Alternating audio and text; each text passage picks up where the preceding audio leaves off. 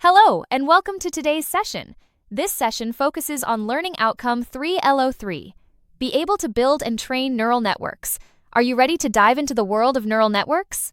In this video, you will learn how to design, build, and train neural networks, from understanding their architecture to evaluating their performance. You will gain practical skills to implement effective neural models for real-world applications. Structural designs come into play when we discuss various neural network architectures. 02.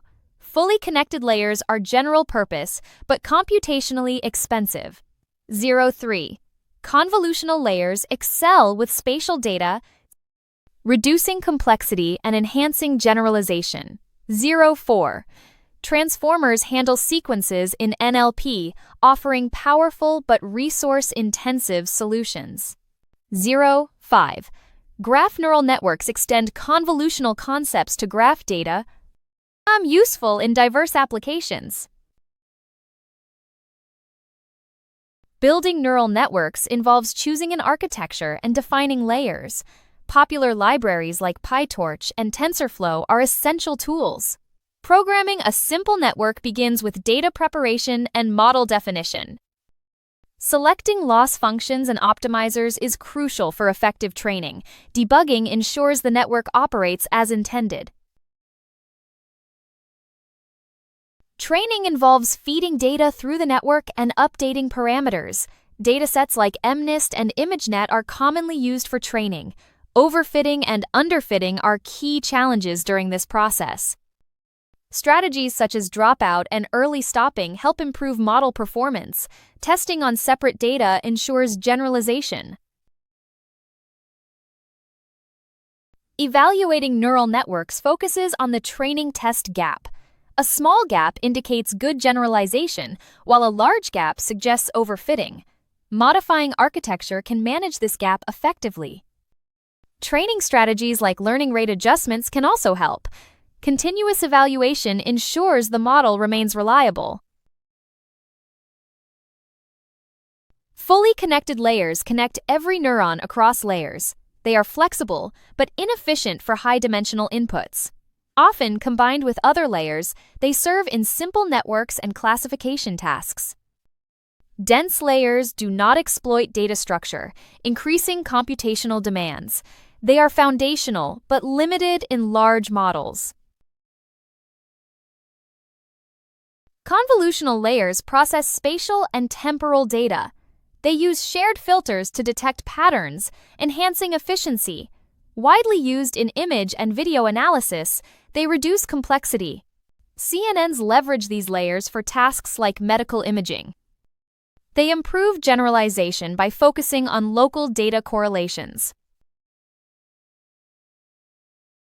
This is a main call-out for this scene. It brings into focus the core idea being discussed. Transformers use self-attention to weigh input importance. Effective in natural language processing, they handle translation and summarization.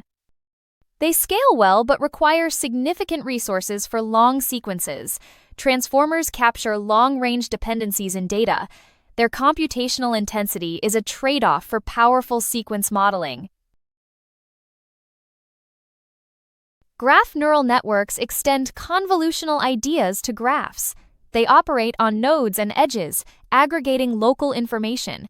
GNNs are used in social network analysis and recommendation systems. They handle non-Euclidean data structures effectively.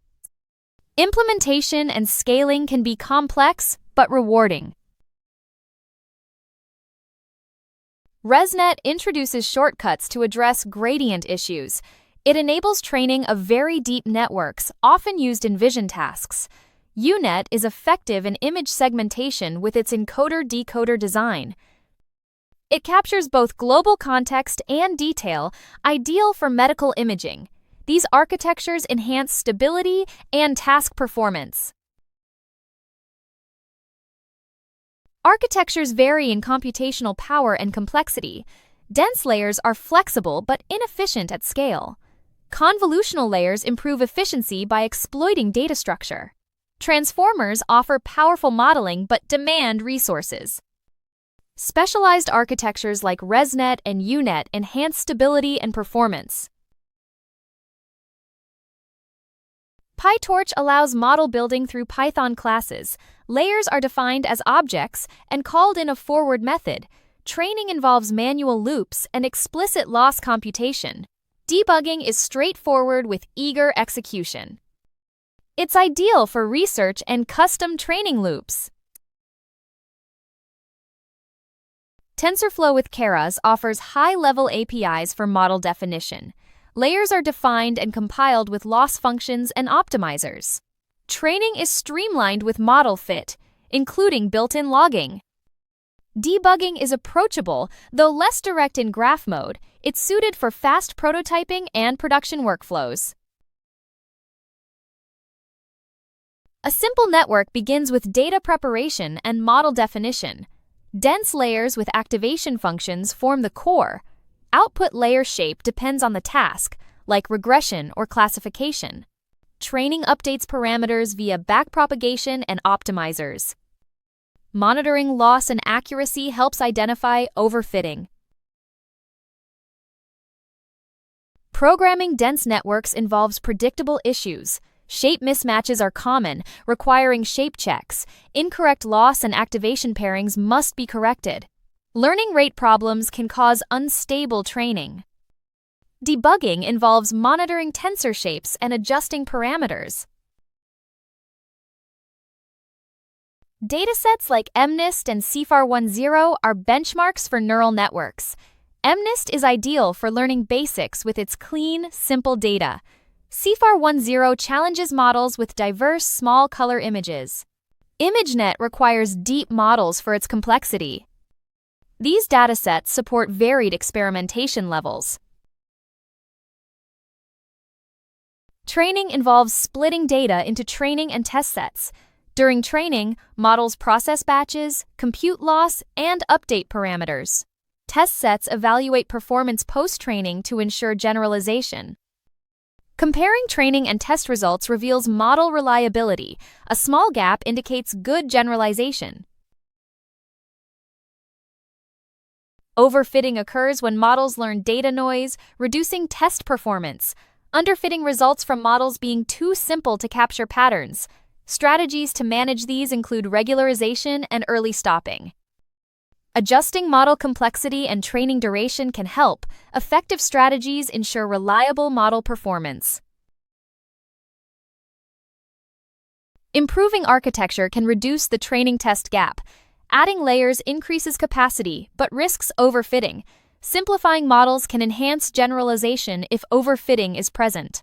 Activation functions like ReLU improve gradient flow. Changes should be evaluated by their effect on test performance.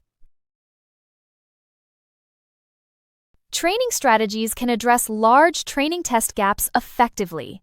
Adjusting learning rates impacts convergence and generalization. Regularization techniques like dropout reduce overfitting. Early stopping controls training based on validation performance. Strategies should focus on narrowing the gap while maintaining test performance. Proposed changes require systematic testing. Introduce one change at a time, recording metrics. Success is measured by narrowing the training test gap. Maintaining or improving test performance is crucial. Evaluation focuses on stable training and consistent results. In conclusion, this video has provided a comprehensive understanding of how to build, train, and evaluate neural networks. By mastering different architectures and training strategies, one can optimize model performance effectively. These insights can now be confidently applied to real-world scenarios, enhancing practical problem-solving and decision-making capabilities. Should you need any assistance, please send a WhatsApp message to 07484361688. We're happy to help. Thanks for your participation and see you next time.